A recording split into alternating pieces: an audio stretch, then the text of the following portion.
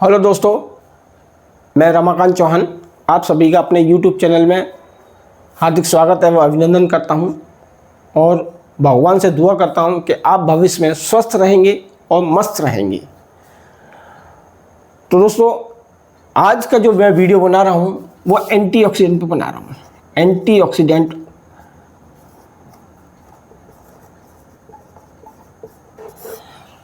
तो दोस्तों, वीडियो शुरू करने से पहले मैं आपसे रिक्वेस्ट करूंगा कि आप मेरा चैनल सब्सक्राइब कीजिए, लाइक कीजिए तथा बेल आइकन को प्रेस कीजिए और तथा शेयर कीजिए, जिससे मैं जो वीडियो बना रहा हूं उनका नोटिफिकेशन आपको मिलता रहे। तो फ्रेंड्स, जानेंगे आज एंटीऑक्सीडेंट क्या है। एंटीऑक्सीडेंट वो प्राकृतिक यौगिक होते हैं या कंपोनेंट्स होते हैं जो मानव शरीर में उत्पन्न फ्री रेडिकल्स को निष्क्रिय करने का कार्य करते हैं। ये फ्री रेडिकल्स क्या होते हैं?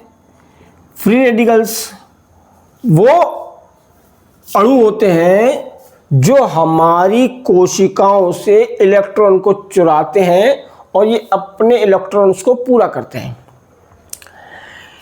ये कहीं ना कहीं देखा जाए तो हमारे जो शरीर की जो सेल हैं, जो कोशिकाएं हैं, उनको डैमेज करते हैं। शरीर की सबसे छोटी इकाई सेल है। मानव का जब जन्म होता है तो वो सेल के माध्यम से होता है। कैसे होता है? पहले हम सेल को समझें, फिर रेडिकल्स को बताते हैं। सेल की बात करते हैं। एक अमेरिका के डॉक्टर हैं, डॉक्टर जेरी टेनिन। उन्होंने ये बताया है कि मानव के शरीर में जो सेल है उसका एक मिली वोल्टेज होता है। कैसे होता है कि जब हम माँ के गर्भ में थे तो हमारे सेल का जो वोल्टेज था -50 मिली वोल्ट था।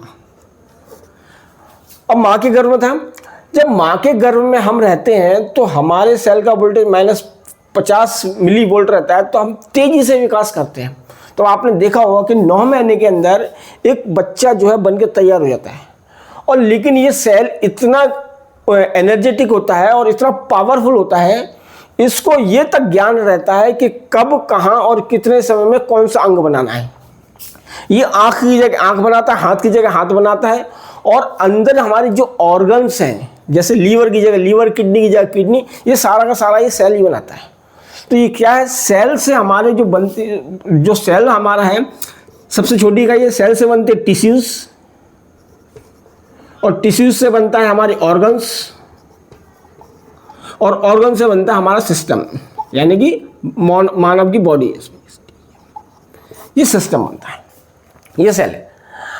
अब जब हम माँ के गर्भ में थे -50 मिली वोल्ट था। जब हमारा जन्म होता है तो हमारे सेल का वोल्टेज हो जाता है -35, यानी कि जब हम पृथ्वी पर आ जाते हैं तो हमारे सेल का वोल्टेज -35 होता है। तब भी हम तेजी से विकास कर रहे थे। और जब व्यक्ति जो वयस्क हो जाता है तो उसके शरीर के सेलों का जो वोल्टेज है -25 होना चाहिए। -25 पर जब तक हम जिए तब तक हमारे शरीर का वोल्टेज जो है -25 से -20 तक रहना ही चाहिए। लेकिन क्या होता है कि जब हम थक जाते हैं तो हमारे सेल का वोल्टेज -15 हो जाता है, और जब हम बीमार पड़ जाते हैं तो हमारे सेल का वोल्टेज -10 हो जाता है। तब हम हॉस्पिटलाइज हो जाते हैं। अब जैसे जैसे ये सेल का वोल्टेज गिरता चला जाता है, यदि मान के चलिए ये प्लस में होता चला जाता है। अब ये प्लस में कैसे होता है? अगर मान के चलिए हमारा सेल का वोल्टेज +5 हो जाता है, प्लस में 10 हो जाता है, प्लस में 20 हो जाता है, और ये बढ़कर प्लस में अगर 30 हो जाता है, तो हमको कैंसर होने की संभावनाएं बढ़ जाती हैं। ये जो हमारा प्लस का काम है, ये सारा का सारा काम फ्री रेडिकल्स का है। ये फ्री रेडिकल्स क्या करते हैं? सेलों को नुकसान करा रहे हैं, और सेलों को नुकसान करने के बाद हमको जो है मेटाबॉलिक डिसऑर्डर मीन्स यानी कि हम जो भोजन कर रहे हैं उससे भी हमारे सेलों को क्षति पहुंचती है। हम प्रदूषण के कारण ही हमारे को क्षति पहुंचती है। हम धूम्रपान करते हैं, उससे भी हमारे शरीर को क्षति पहुंचती है। और हम जो ऑक्सीजन ले रहे हैं उससे भी हमारे शरीर में फ्री रेडिकल्स बनते हैं। कैसे बनते हैं? कि कोई भी चीज जब हवा के संपर्क में आती है तो ऑक्सीकरण चालू होता है। हम ऑक्सीकरण समझते हैं पहले, एंटीऑक्सीडेंट समझने पहले हम ऑक्सीकरण समझते हैं। ऑक्सीडेशन क्या है?